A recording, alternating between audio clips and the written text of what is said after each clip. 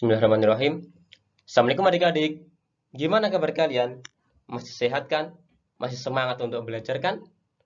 Alhamdulillah. Hari ini kita akan bersama-sama belajar materi IPA lagi. Kalau kemarin kita sudah mempelajari macam-macam gerak benda, maka hari ini kita akan mempelajari faktor-faktor yang mempengaruhi gerak benda. Nah, apa aja faktor-faktornya akan saya jelaskan pada materi hari ini. Cuman, seperti biasa, sebelum kita mulai belajar, alangkah baiknya, alangkah afdolnya, kita berdoa terlebih dahulu. Silahkan dirapikan duduknya, duduk dengan bersila, tangan dilipat, ditaruh di atas paha. Kita persiapan untuk berdoa. Saya tunggu ya.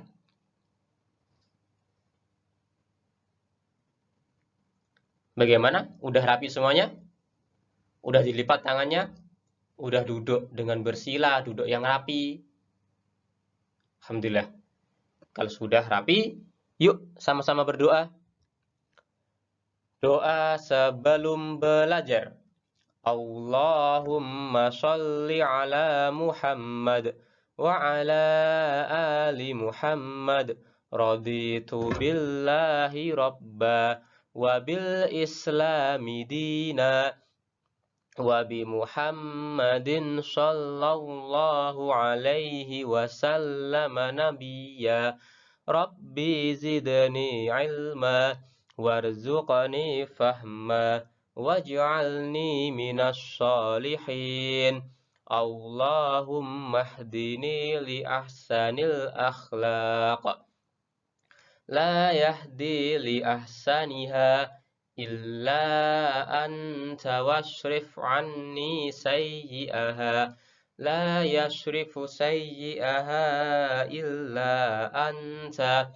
Allahumma inni as'aluka ilman nafi'an wa rizqan thayyiban wa amalan mutaqabbalan. Amin ya rabbal alamin. Alhamdulillah, kita telah selesai berdoa dan semoga dengan doa tadi Allah mempermudah kita, Allah memperlancar kita untuk memahami materi belajar kita pada kesempatan pagi hari ini.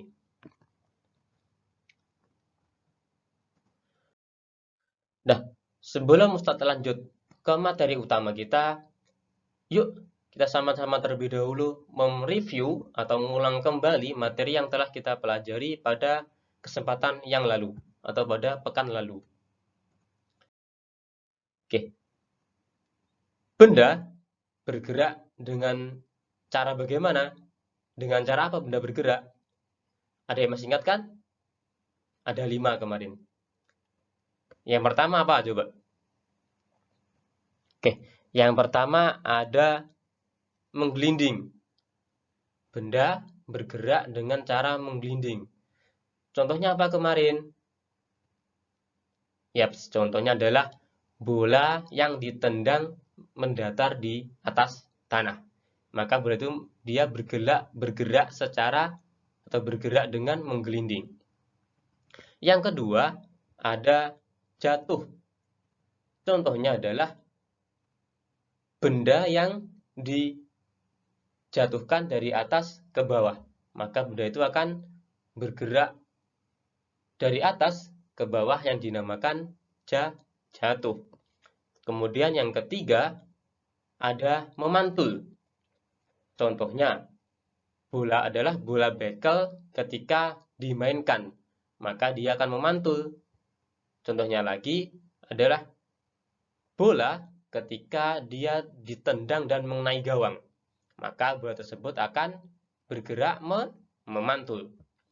Yang keempat ada berputar. Contohnya adalah kincir air atau kincir angin atau juga bisa jam dinding ketika bergerak. Maka mereka semua bergerak dengan cara berputar. Dan yang terakhir ada mengalir. Apa contohnya kemarin?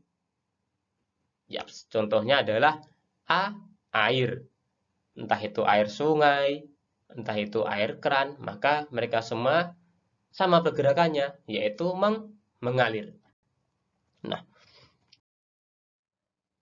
ini adalah materi kita pada kesempatan pagi hari ini, yaitu faktor-faktor yang mempengaruhi gerak benda. Apa aja tuh faktor-faktornya? Yuk, cari tahu sama-sama. Yang pertama, ada bentuk benda. Jadi, hal-hal yang bisa mempengaruhi pergerakan atau hal-hal yang bisa mempengaruhi gerak suatu benda adalah bentuk benda itu tersendiri.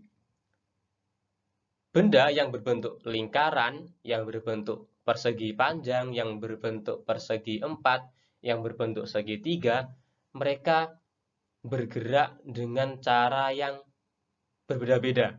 Ada yang pergerakannya halus, ada yang pergerakannya cepat, ada juga yang pergerakannya lambat dan juga sulit untuk bergerak. Jadi faktor pertama yang mempengaruhi gerak benda adalah bentuk benda itu sendiri. Yang kedua ada berat benda.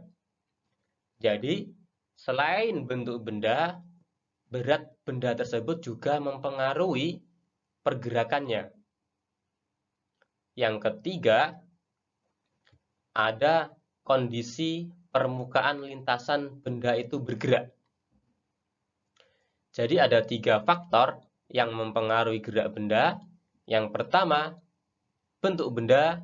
Yang kedua, berat benda. Dan yang ketiga, kondisi permukaan lintasan benda itu bergerak. Apa aja contohnya? Yuk, cari tahu sama-sama. Oke. Yang pertama, contoh dari bentuk benda. Terangkan, benda yang berbentuk bulat atau berbentuk lingkaran akan lebih cepat menggelinding, akan lebih cepat bergerak daripada benda yang berbentuk persegi ataupun segitiga. Jadi, satu lagi, benda yang berbentuk bulat akan lebih cepat menggelinding daripada benda yang berbentuk persegi ataupun juga segitiga. Contohnya apa, Tat?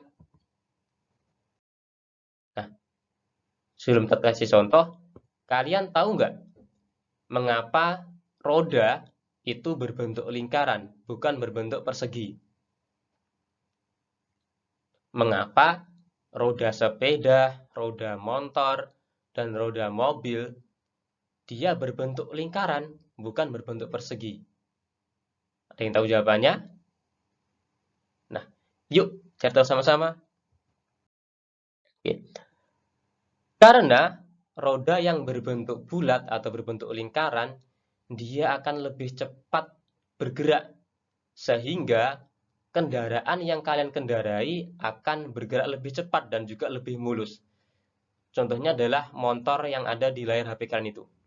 Nah, iya kan? Itu antara motor yang bergerak dengan roda bulat, dengan roda yang berbentuk persegi atau segi empat, akan bergerak roda yang bentuk bulat akan bergerak lebih lancar dan juga lebih mulus dan juga lebih cepat.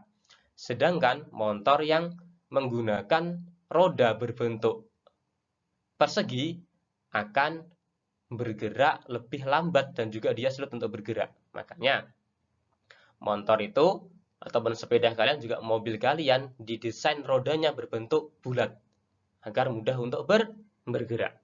Itu yang pertama. Kemudian yang kedua ada berat benda. Faktor yang kedua adalah berat benda. Karena benda yang lebih berat timbangannya akan jatuh lebih cepat daripada benda yang memiliki berat yang lebih ringan. Contohnya adalah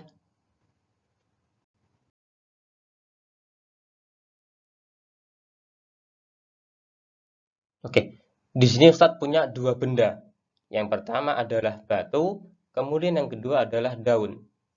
Batu, seperti yang kalian tahu, memiliki atau batu dia lebih berat daripada daun.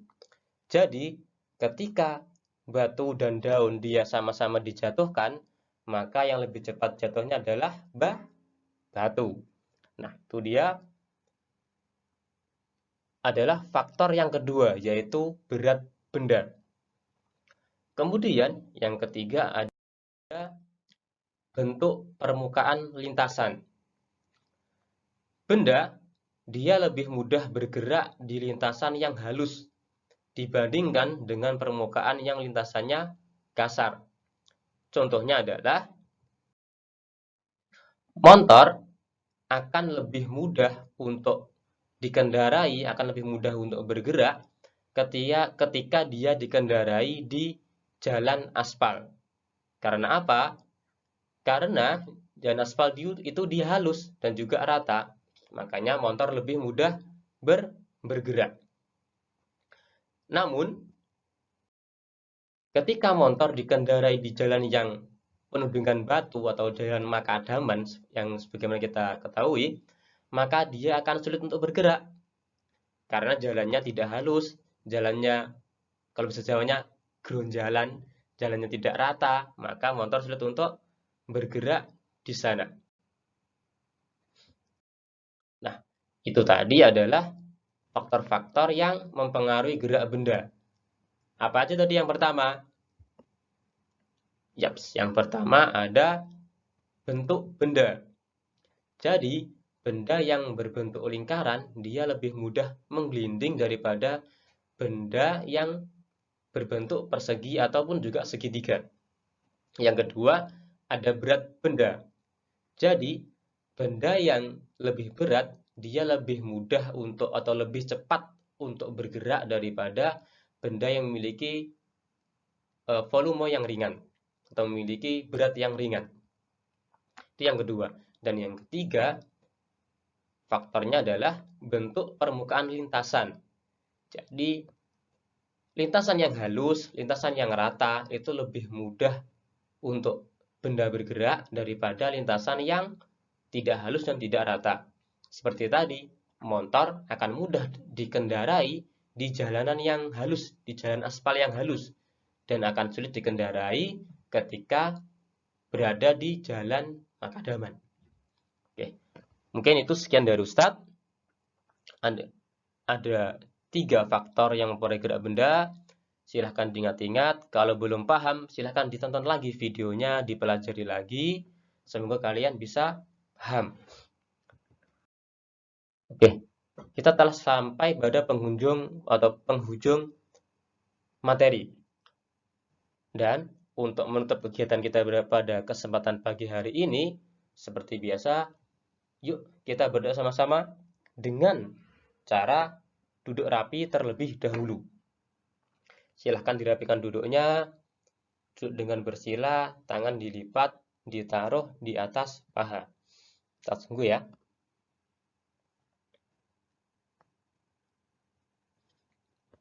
Gimana? Udah selesai?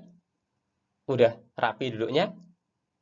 Oke, yuk sama-sama berdoa. Doa setelah belajar. Allahumma sholli ala Muhammad wa ala ali Muhammad. Allahumma inni a'udzu bika minal azazi wal kasal wal jubni wal bukhal wal harami wa adabil qabr. Allahumma ati nafsi taqwaha wa zakkiha anta khairu man zakkaha anta waliyuha wa maulaha. Allahumma inni a'udzu bika min ilmin la yanfa wa min qalbin la yahsha wa min nafsin la tasba wa min da'watin la yustajabu laha. Allahumma faqqihna fid din. Subhanaka Allahumma wa bihamdika Asyhadu an la ilaha illa anta astaghfiruka wa atubu ilaik. Mungkin sekian dari Ustadz. Pesan Ustadz, seperti biasa, jangan lupa untuk belajar. Jangan bosan-bosan untuk tetap menjaga hafalan dan juga murojaah kalian. Sekian dari Ustadz. Akhiran. Assalamualaikum warahmatullahi wabarakatuh.